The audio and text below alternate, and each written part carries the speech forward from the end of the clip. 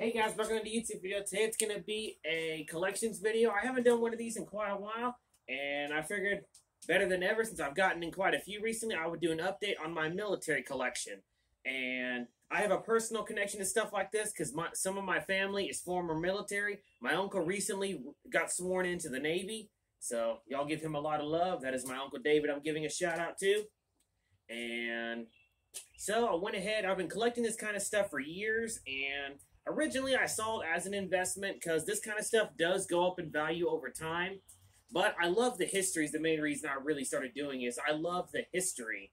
Holding something that was used in battle from decades before you were born, and knowing that some of your family may have even been in that war, you never know.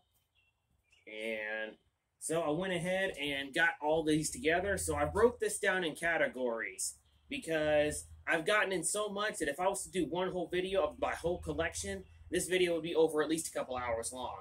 So to cut it down a little bit, I'm going to do parts 1, 2, and 3. This is going to be part 1. This is all the bayonets that I've collected over the years. And bayonets that are either ones that go on rifles or ones that were converted to fighting knives pre-war. So let's go ahead and do it. And I actually built this crate myself out of pine wood, the same wood they would have built it out of originally. So, guess we won't start in any particular order. I guess first things first, we'll start with this one. One of my favorites. It's an M1 Garand bayonet that was cut down and reparkerized for the Korean War. Beautiful. Still need to locate an M8 scabbard for that, because that's what that was modified to fit. And then I have a I think this one is called, let me just grab the other one so I don't accidentally mistake them. Yeah, here we go. This is a Turkish M5 bayonet. Pretty much these were given to the Turkish military, and they originally looked like this. But the Turkish did their own modifications. They put an aluminum handle on it. And sadly, it's a little bit more crude, but still, I love the variety of different pieces. And then this is a regular M5. Beautiful. The precursor to the M7. Beautiful. And then, let's see, what else can I pick up? Yeah. This one of my favorites, a Russian AK-47 bayonet with a serial numberly matched scabbard. Bought this a couple decades ago from a pawn shop. Nearly as mint as you can get. No major damage. Beautiful. And sadly, this is the only one out of all these that I'm selling to another collector friend of mine, because I'm going to get another one of these, so this one might be sold. If he doesn't come by and pick it up, then this one's going back in my personal collection. Because the old saying goes, I'm always willing to sell anything if the price is right, but stuff like this, I will normally only sell to somebody who I know won't immediately flip it. And so if he doesn't pick it up, it's going back in my collection. So either way, I'm happy. And getting into some of the cut-down bayonets, this is another one. This is a cut-down Cutmaster M1 Garand bayonet that was cut down after the war. Sadly, the previous owner had done a pretty crude job cutting this down. The only reason it looks this nice now is because I refurbished it. I got rid of all the grind marks that were on this from a bench grinder and flushed it all back flush, and then gave it a beautiful hand sanding. And then there's the Cutmaster logo. Beautiful. And then I gave it a beautiful leather scabbard because it didn't have one originally. And this is the same style scabbard this probably would have been given if the soldier cut it down and all he had was a regular K-bar scabbard. Beautiful. And I love stuff like that that's cut down by soldiers because, heck, it's just what they did. And then this is a Spanish-American War bayonet that goes to a Craig rifle that was cut down after the war. This one I'm still currently working on because when I first got this, this is pretty much what it looked like, but the blade was heavily corroded, and again, it had some severe grind marks, but I fixed that. Because when I restore these, I'm not intending to make these look brand new. I'm intending to at least preserve these so that way they could be preserved for a collector or for future generations. And pretty much all I am doing is I cleaned up the blade, hand sanded it, polished it, and took all the terrible grind marks out of it. And I'm going to put some wooden scales on it like it would have had, and I'm going to put some pins on it, again, make it look like as if it was just cut down. Sadly, the bayonet mechanism is pretty hard to find. But still, it's a pretty rare bayonet. You don't find these very often. And I'm looking forward to finishing that. That was given to me by my good buddy JR.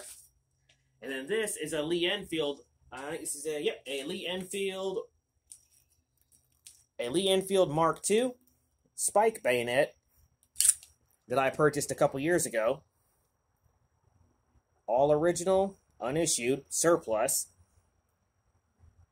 Beautiful. And one of the other things I love about military history is the variety of it. I mean, one country didn't just make stuff for their own stuff. Sometimes they made stuff for other countries or given stuff to other countries. And I love stuff like that. One of my favorites to my collection. I think this goes to this is an 1885 bayonet. No, let me phrase that. I think this is actually 1860s. Well, let me get my book, because I don't want to confuse you guys, because I always wrote a lot of this stuff down so I never forgot. Okay, here we go.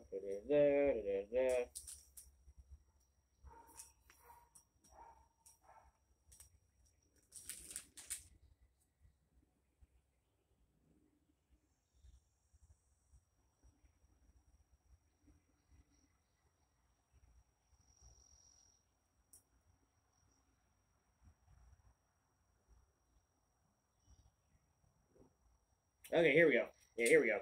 This is a 1816 Springfield spike bayonet. That's what it actually is. I knew I got those dates mixed up. Beautiful piece of history.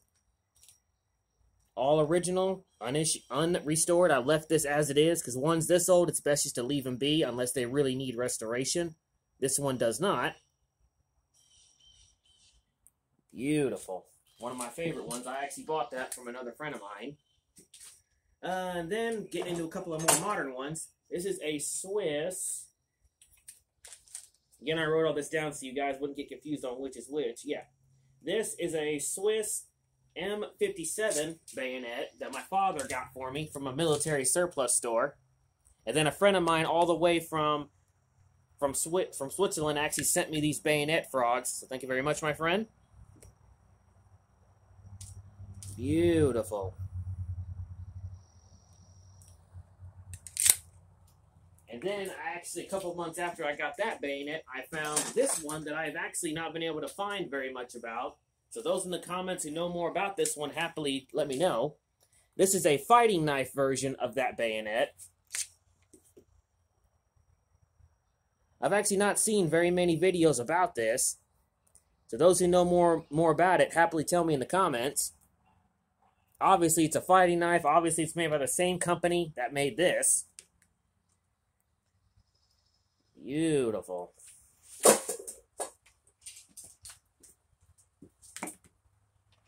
And then, jumping into another one, this is a Russian Mosin Nagant 91/30 bayonet with the socket and the serial numbers. This one I actually acquired from my brother. Beautiful. Certain ones I can remember the names, but certain unique ones I have trouble remembering the names. So that's why I have them written down. And then a couple of my favorites. This is a US M7 in an M8 scabbard. The knife itself is made by Imperial, and it's a US M7 in an M8 scabbard, which is pretty common to find. Beautiful. And this scabbard is made by V Pico.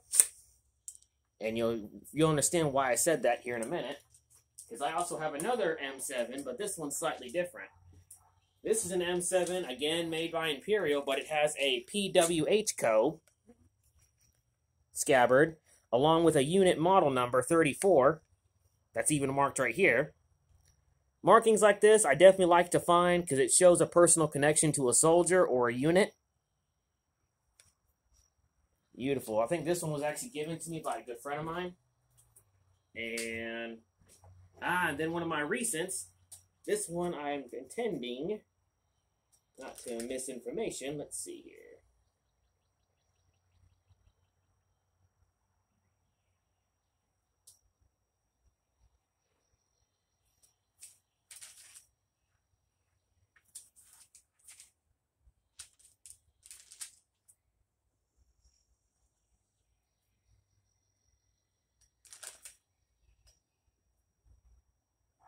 Yeah, here we go. This is a French 1874 sword bayonet. Beautiful. Brass handled. And I learned there was actually two versions of this. One is this version, which is ungrounded. And then there was another version that was captured in a war. And then these were ground off and reissued. This one's actually not grounded off, so this one actually is a little bit more rare. I found this one locally here in my town. Beautiful. Definitely don't have that many sword bayonets. And then getting into my Mausers, because all these are pretty much different types of Mausers. Those who may remember, my good buddy Austin got me a huge lot of Turkish Mauser bayonets, and I kept two of them, one from each lot.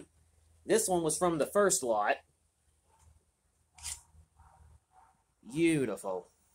Again, these are Turkish M1935s that were later on modified for the Garans, and how they did them was pretty simple. They took a piece of steel, tacked it on right here, and I think ground off the pommel just a wee bit, so that way it would fit on an M1 Garand. Yeah, sorry about that, guys. We're getting some light sprinkles, so sorry if you hear that in the background. Luckily, I'm under a tin roof, so I'm okay. And I kept basically the ones that were in the best condition.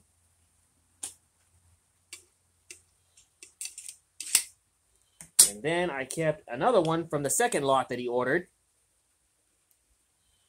Beautiful. Beautiful. So thank you very much, Austin. And I've got another lot of these on the way. And the same thing, I'm going to pick one that I'm going to keep for myself. Then the rest will be sold off. And then this is one that my father got for me. Again, I want to make sure because I know there's various models of these. Okay, here we go.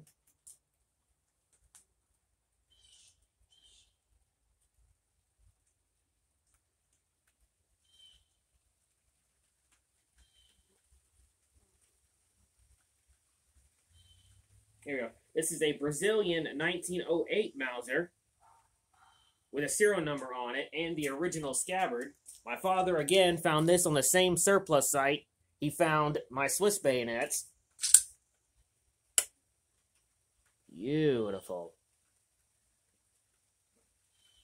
Mauser was definitely ahead of their time.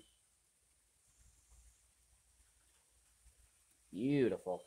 Again, I'm not saying much information about these because, again, I got to make the video a little bit quick because I don't want to just strewn on for a couple of hours.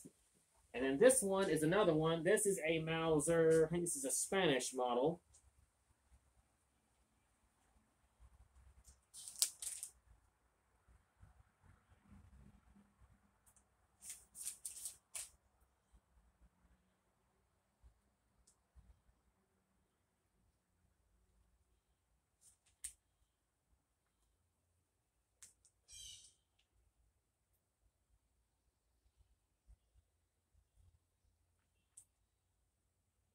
Yeah, this is a Mauser model 1871.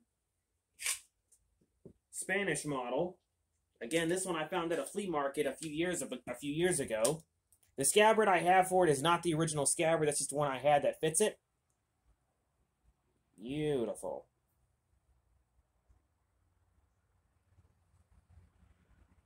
Awesome pieces of history right there.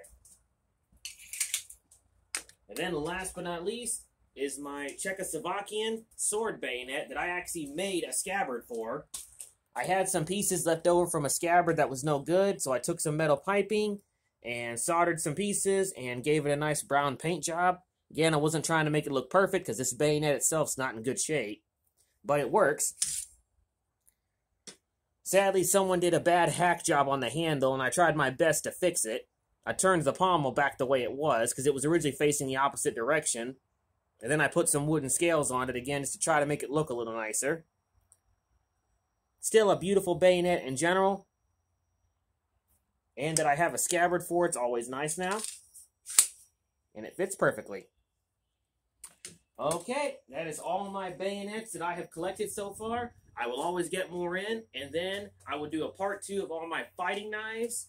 And a few other different types of knives, and then I'll do a third video on all my pocket knives, my military contracted pocket knives. So, I hope you enjoyed the video, and as always, Stay sharp, my friends, and always respect your history.